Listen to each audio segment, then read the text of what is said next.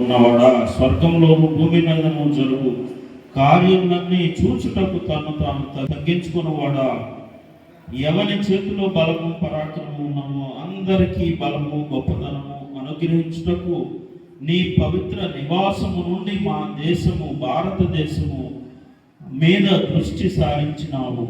మా జాతిని, మా మానవ జాతిని ఆస్వాదించుము. ఆమేన్. దానిని నీ రెక్కల నీడలో దాచుము. నీ శాంతి అనే ఆశ్రయాన్ని దానిపై వ్యాపింపచేయము. ఆమేన్.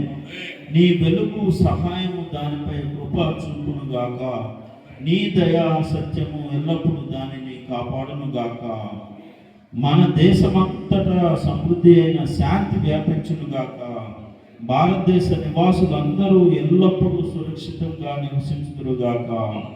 మా నోటి మాటలు, మా హృదయ ధ్యానములు దేవా మా పీడను, మా విమోచకుడు నీ ముందు ప్రీతికరముగా ఉండుట నీ చిత్తమగునుగాక.